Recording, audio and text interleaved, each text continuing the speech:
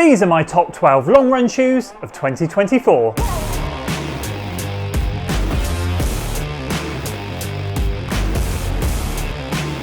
So with around 6.5 to 7 weeks left of 2024 and no big plans to go on massive long run adventures because we don't have any more marathons to train for, I thought it would be great to break down my top 12 long run shoes that I've used this year. So what we'll do is I'll work away from the bottom, 12th place all the way up to top spot, and then at the end show you a graph with the weights, drops and comparisons there to show you that I have a bit of a favourable preference when it comes to that sort of thing. You'll see when we get there. So without further ado, let's dive in. So in 12th place with one long run, 9.02 miles, is the On Cloud Monster 2, and then 11th place we've got the Saucony Triumph 22 with one run at 9.03. So pretty much identical runs there. Now these are two shoes traditionally I wouldn't normally long run in. Usually I would slip these on maybe post training block as I'm getting back into things and just need an easy day shoe because the long run's not going to have any sort of efforts in it and I'm just maybe testing some shoes out. So that tends to be where these shoes fit in. So nothing particularly special here. These definitely wouldn't normally fit in to my long run shoe rotation. Moving up to 10th spot is the Nike Pegasus Plus with one run, 10.24 miles in it, and that was actually done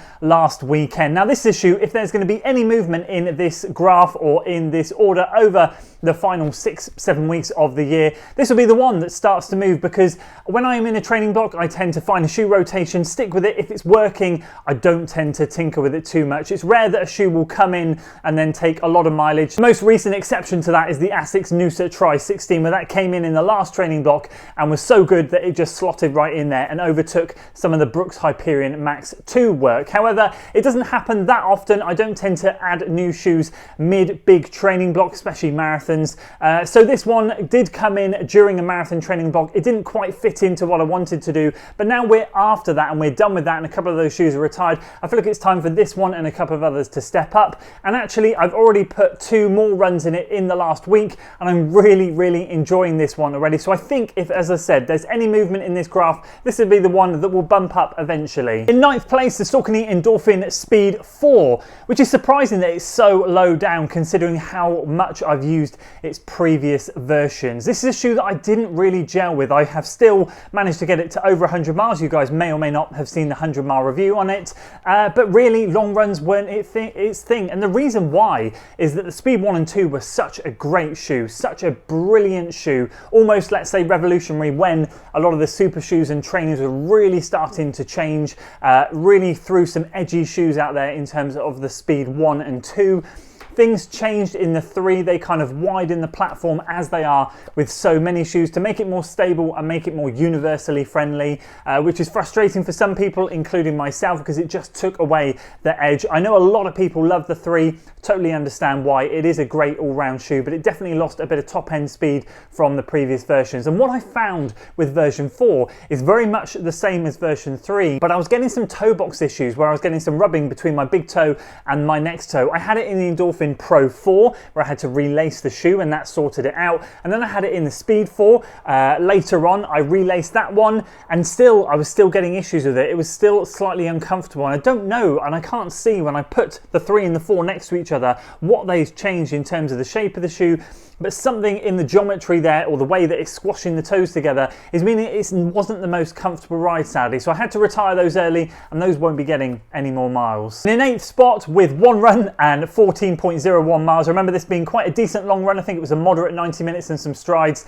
The Adidas SL2. Once again, just like the Nike Pegasus Plus, this was one of those shoes that came in, I think it was just before the last marathon training block, but one that came in but didn't quite break into, let's say, the first team, the ones that I really were enjoying using. It was kind of a backup shoe. I used it here and there, but not too much. I think I've just got over 50 miles in it. But once again, now the marathon training block is done, just like the Pegasus Plus. That got a use last week and it will get more use this week. That's another one now that's going to start to come into the rotation. Now that I've retired the Hoka Max 6, the Pegasus Plus and the SL2 are definitely going to get more airtime. So again, just like the Pegasus Plus, this one may or may not budge up the list a little bit. And in 7th place with one run run still, but 18 miles is the Nike Vaporfly 2. Now this got a lot of use in the last training block, but it was more in the workouts. I didn't really take it for the long runs. I used it on one long run that was more of like a marathon simulator because I knew it was the shoe that I was going to be using for Abingdon Marathon, but otherwise still just the one run. But as I said, this one got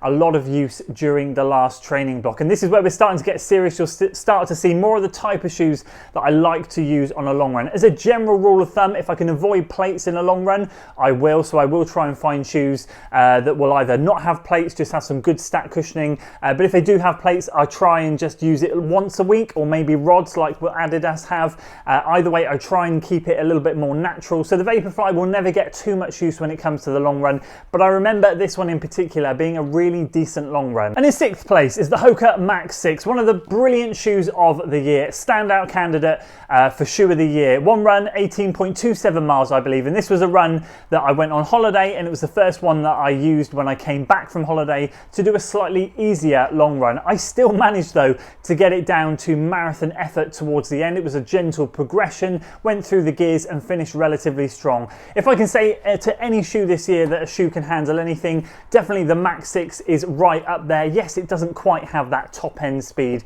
that some of the others do, but it can definitely cover such a huge range. I started easy pace, worked down to marathon effort on undulating terrain out there, and as I said, covered over 18 miles, and it was absolutely fantastic. And coming in 5th place with one run still and 18.36 miles is the Asics Noosa Tri 16. Just mentioned this shoe earlier. This was one of the exceptions that came into the marathon training shoe rotation very quickly. I ran in it a couple of times. I was like, this is the one, this is what I need in the rotation. This feels fantastic. And as I said, it kind of bumped the Brooks Hyperion Max 2 out of the way, and I've been preferring the Noosa Tri ever since. Lightweight, aggressive rocker, very nimble shoe. Considering its stack height, it is really nice and cushioned, but very, very nimble. You can really move fast in that one. Again, this is one of those shoes that I think at the end of the year, I'm going to be able to sit down and recommend to you guys has versatility through the roof. The only problem, I think I've mentioned this before, the only issue I have with the Noosa Tri is it's very, very neutral shoe. So I do find just slightly my ankles do collapse in slightly in it. I don't need supportive shoes, but I can find that if a shoe is almost, let's say, too neutral and there's absolutely no supportive features on it whatsoever, I can find my ankles roll in a bit. But I only experience that when I've been running in it for quite a long time and I start to fatigue. For the shorter runs, it's absolutely fine. And in 4th place, with still one run, the Nike Vaporfly 3, 20.02 miles. This long run was the long run I did back in March, and it aggravated my plantar fascia, and that was very frustrating because that knocked me back a little bit. It was one of those ones where back at the beginning of the year I was dealing with a bit of sickness, mid-marathon training, trying to get my confidence up, was going to go and hit the classic, what I like to do, 16 miles at marathon pace workout, and I did it quite well, to be fair. The run in itself went really well, but towards the end of the run, the bottom of my foot really started hurting, and it's something that I really couldn't shift for weeks. It was only really until just before London that it settled down, thankfully, so just in time for the big race. But overall, the Vaporfly 3 is a shoe that I've just not really clicked with. The previous two versions, I'll repeat exactly what I said with the Speed version 1 and 2.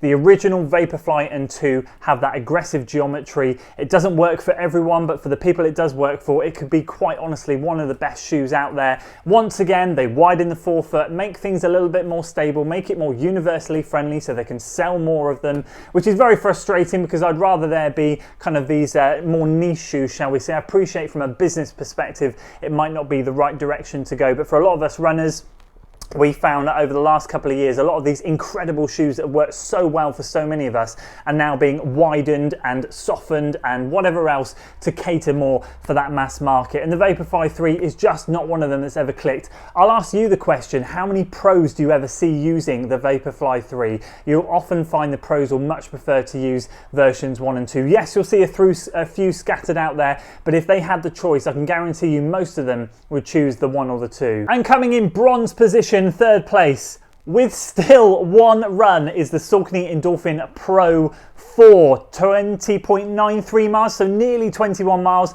And again, this was a really solid run. But once again, a shoe this year that I'm slightly disappointed with. Something happened between the 3 and the 4 that has made it not quite as good as the previous version. So basically, what's happened with that shoe, I think, is the version 3 had that single power run, I think it was PB foam, which was their racing combat. I'll put a correction on screen if I'm wrong there. But I think then what happened in the version 4 is they were trying to couple that with Power and PB and then Power and HG, which is what we found in the Saucony Endorphin Elite. Now that pricked up a lot of people's ears, including mine, because the Saucony Endorphin Elite is my favourite, hands down, racing shoe to date that has ever been made. Now, when we heard that they were going to splice these two materials together, we were all very excited and thought that this Endorphin Pro 4, if kept in an affordable package, which it was, could be the next best racing shoe. But what a lot of us have found is it lacks responsiveness from the previous version.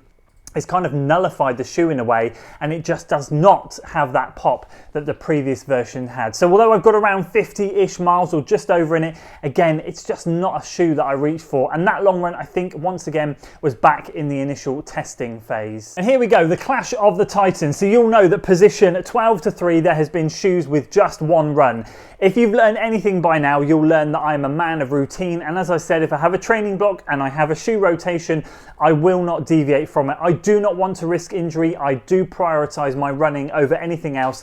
And for the sake of testing shoes, it's just not worth it. So these top two have been battling it out all year, and coming in second place is the Brooks Hyperion Max from my first training block of the year, which is a London Marathon. That totaled 146 miles and had 8 runs in it. So that one is the one that came in last year well in top place. Like, I bought a second pair, and this year was my second pair that I ended up using for that first stint. Absolutely fantastic. As I said, and I will repeat to you guys, as much as it's fun to test shoes and buy shoes, if you find something that works, buy multiple pairs and keep using it. Staying injury free is key, and the Brooks lineup has always served me well, from the Tempo to the Hyperion Max 2, the Hyperion Max, and even the Max 2 has been brilliant. Although it's not my favourite shoe, they're all still really good shoes that work for me and work really well. So I stuck with it and used it for pretty much all of my long run workouts throughout my London Marathon training block. The course coming in top spot is the Adios Pro 3 from Adidas, 243 miles over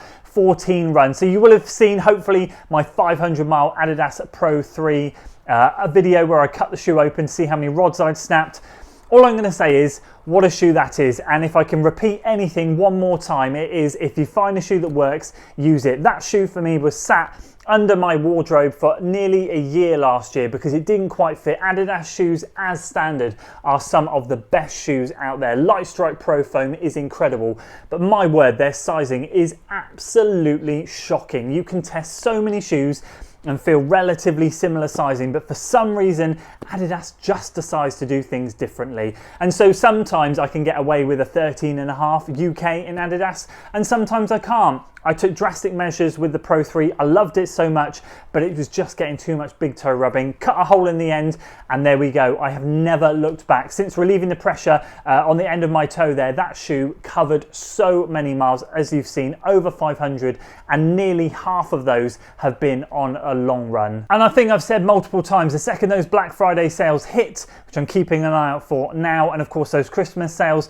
and we know the Pro 4 is imminent in January, I will be grabbing another pair of Pro 3s without a doubt, especially if they're around £100, which we've seen them already flash up here and there this year. Plus, I want to test the Pro 4. That is definitely one that's going to be on my radar. Those two shoes are my priority. At the end of the year, at the end of the day, the Asics Nova Blast 5, which comes out in December, is the one I want to get. There is another pair of shoes I'm looking at now, but the Pro 3 and Pro 4 are going to be top of my hit list. Without a shadow of a doubt, those shoes are going to be purchased. So with that all being said, I'll throw a graph on screen now. You can see the weights of those shoes in order from lightest to heaviest. And look at that, the top 3 that I've chosen are all in the top 5 lightest shoes there. So what does that show? It shows that I prefer a lighter weight shoe. And I guess the question is, why do I prefer the lighter weight shoes? Well, that's because I'm the type of person that does long runs that contain workouts for most of the time. I like to use the long run for quality. I like to inject a little bit of something in there, whether it's just a bit of up tempo, a few surges, or a full-on long run workout. And with that in mind, I don't want something big and heavy on foot. There are plenty of shoes out there if I was doing easy long runs that would be much better and much more fit for purpose. But just with the nature of the way I run and the way I train, these shoes have served me really well. So those top 3 in there are, as I said, some of the lightest that I have. So there we go, that's it from me. I'll throw the question straight back out to you. What long run shoes have you used the most this year? What's been your favourite? And of course, with that, let me know if you're the type of runner that loves to throw a workout in your long runs, use it for quality, or if you just like to do some nice, easy long runs. Because of course, that will dictate the type of shoes that you prefer to use out there on your long runs. And it'd be great to look back. I've already looked back at last year's video. It'd be great to see what we're choosing next year, whether the Pro 4 will be up there or whether we'll have other ones in the list as well. It'd be great to hear from you. Do drop a comment down below. That's it from me today, guys. If you enjoyed this one, please do give it a like, share it with your friends, and of course, subscribe to the channel for weekly running content. I'll see you on the next one.